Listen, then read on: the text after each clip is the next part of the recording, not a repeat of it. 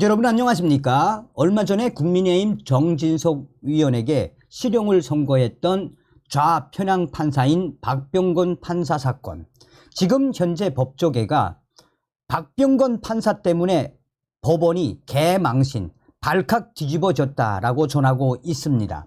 검찰이 공식적으로 내사에 착수했으며 법조계가 왜 작심을 하고 박병건 판사를 뒤집어 엎는지 그 본질적 의미는 바로 김명수 대법원장 때부터 이런 좌편향 판사들에 대한 이 소식들이 터져 나오지 않았나라며 결국 박병건 판사가 법원 얼굴에 흑칠을 했으며 이 사건은 앞으로 일파만파 확대될 수밖에 없다. 즉 박병건 판사는 탄핵되어야 한다라고 법조계가 법원과 박병건 판사를 발칵 뒤집어 엎었습니다. 정성산 TV 좋아요, 구독, 알림은 큰 힘이 되겠습니다. 자, 검찰이 정진석 실형 선고한 서울중앙지법 박병건 판사 내사 공식 착수했습니다. 지하당 명을 받아 예비 법조인들의 좌경화를 선동했던 박병건 판사. 민주노동당에서는 나를 영통지역 최연소 당원이라고 불렀다. 박병건 판사. 노무현 명예훼손, 정진석 위원에게 실형 선고한 박병건 판사. 서울중앙지검 공식 수사위에서 접수받고 박병건 판사 사건 배당. 법조계 결국 박병건 판사가 법원 얼굴에 먹칠을 한 셈. 노골적 좌편향 논란을 빚은 서울중앙지방법원 형사 5단독 박병건 판사 사시 50일에 연수원 41기에 대해 검찰이 내사에 공식 착수한 것으로 파악이 됐습니다. 법조계에 따르면 서울중앙지방검찰청 검사장 송경호, 서울중앙지방검찰청은 최근 박병건 판사에 대한 수사 의뢰서를 접수하고 해당 사건을 형사 6부 부장 정지훈에 배당을 했습니다. 이에 법조계에서는 결국은 박병건 판사의 정치적 판결에 법원이 엄청난 데미지를 입게 됐으며 이 사건은 그야말로 앞으로 메가톤급으로 일파만파 확대될 수밖에 없다라고 강조하며 부장 판사 출신의 변호사는 박병건 판사는 탄핵되어야 한다라고 폭탄 발언을 쏟아냈습니다. 그만큼 박병건 판사 때문에 지금 현재 법원의 이미지가 엄청나게 실추됐다라는 것이 법조계의 이 주장입니다. 박병건 판사는 지난달 10일 부인 권양숙 여사의 수뢰 혐의 이른바 박연차 게이트와 관련해 참고인 신분으로 조사를 받던 가운데 스스로 목숨을 끊은 고 노무현 전 대통령 등에 대한 명예를 훼손한 혐의, 사자 명예훼손 및 정보통신망 이용 촉진 및 정보보호 등에 관한 법률 위반 혐의로 재판에 넘겨진 국민의힘 정진석 위원에게 징역 6개월의 실형을 선고해 논란의 대상이 된 인물입니다.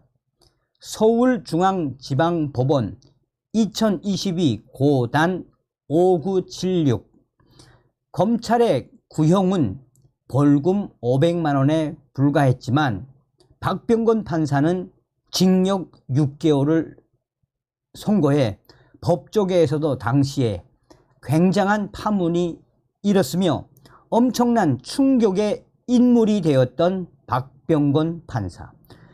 일반적인 명예훼손 사건에서 실형이 선고된 사례가 거의 없는 데다가 박병건 판사가 과거 자신의 소셜미디어 등에 게재한 게시물들의 내용이 알려지며 골수 친노무현이자 좌익 성향이 강한 박병건 판사가 정진석 위원에게 사법 과정을 통한 정치 보복을 했다라는 비판이 강하게 일었습니다. 박병건 판사는 자신이 과거 운영한 블로그에 자신을 1985년 수원에서 태어났으며 2001년 영덕 고등학교 진학 후 수원 영통 지역에 좌경화를 선동하고 좌파 언론 진보 누리에서 기자로 활동했으며 또한 법조계의 적화를 도모하라는 지하당의 명령을 받아 한송대학교 법대에 입학해 예비 법조인들의 좌경화를 선동하고 있는 사람이라고 본인이 직접 소개를 했습니다. 박병건 판사는 또 그가 대학에 지나간 2004년 4월 17일 작성한 글 감성과 논리라는 게시물에서 대학 입학 후 많은 집회에 나갔다라며 그러한 행사에 순전히 내 의지로 나갔다라고 적는가 하면 그보다 앞서서 같은 해 2월 17일 작성한 게시물에는 나란 존재에 대해서는 몹시도 많은 정의가 존재할 것이라며 예컨대 나는 우리 엄마 아버지에게는 아들이며 노무현에게는 노무현에게는 국민, 국회의원 남경필에게는 지역구민일 것이다. 그리고 민주노동당에서는 나를 영통지역 최연소 당원이라고 부른다라고 밝히기도 했습니다. 자, 박병건 판사가 고등학교를 졸업하자마자 훗날 통합진보당으로 개편돼 2014년 위헌정당 심판을 받아 해산된 민주노동당에 입당 후 대학 입학 후에 한 달 남짓한 동안 좌익 집회에 다수 참여했음을 알 수 있는 대목들이다라고 전하고 있습니다. 이 밖에도 박병건 판사는 판사 임용 후에도 자신의 좌익, 친민주당 성향을 노골적으로 드러내는 취지의 글을 자신의 SNS에 게재해온 사실도 드러났습니다.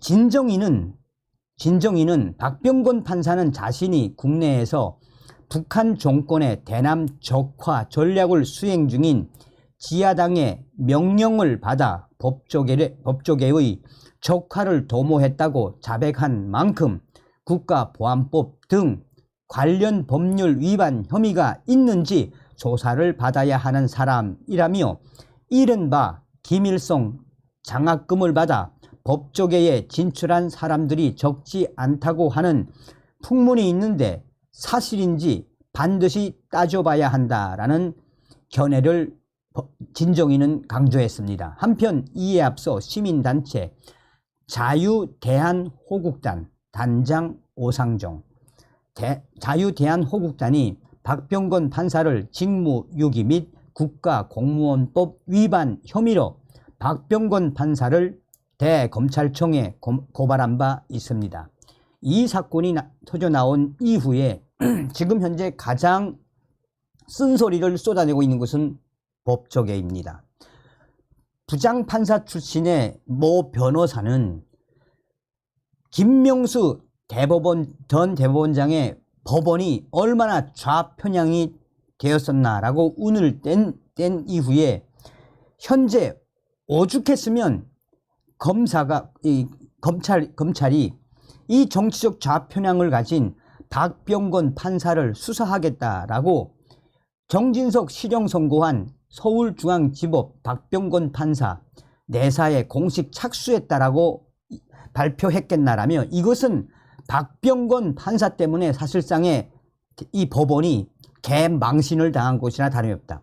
얼굴에 먹칠을 박병건 판사가 시킨 것이 먹칠을 하게 만든 것이나 다름이 없다라며 법조계에서는 박병건 판사와 법원을 강하게 질타하고 있습니다.